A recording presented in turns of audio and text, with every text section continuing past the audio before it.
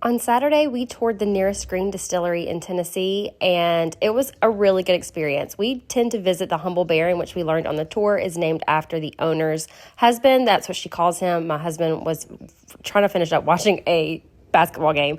So Nearest Green is a Black woman-owned business, and we start the tour paying due respect to the state of Tennessee and the fun facts and fun things that Tennessee has brought to us, like cotton candy. So we start the tour in the Speakeasy, where she pays tribute to the women's suffrage movement and how none of this would really ever be here if it weren't for them. And I love that so much.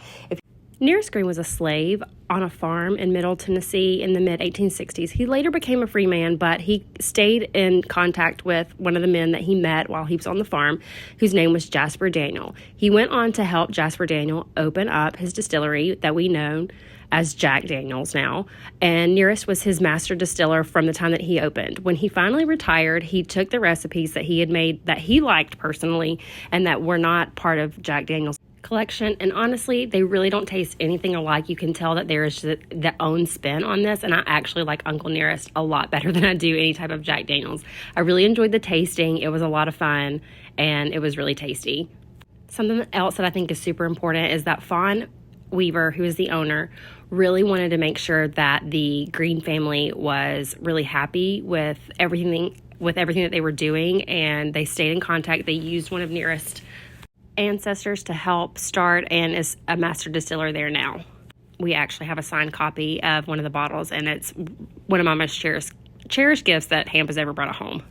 We ended in the gift shop, and the stuff was so cool. I love the little snow globe. I did end up buying the book that Fawn wrote called Love and Whiskey, and I really can't wait to read it. If you've not ever checked out Nearest Green or Uncle Nearest as whiskey, you really, really should. So look at all the awards. Clearly, they're doing something right. I think this is one of the best Tennessee whiskeys I've ever had.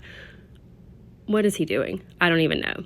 So then we took a little walk to the Humble Baron, which has a Guinness World Record of being the longest bar, and we love to come here. They always have really, really good live music, and I think this atmosphere is just so cool. We couldn't hang for the live music. I got really tired, but we did end up having a couple drinks, and we got some really good food, and that burger was so good. I ate every bite, and then we watched the sunset. They call them copper sunsets around here, and we finished off the night with a little espresso martini, and then we took it back to the house. We had such a great time. If you are in Middle Tennessee, in Shelbyville, or Shebville as locals call it, you should definitely check out Nearest Green and the Humble Baron.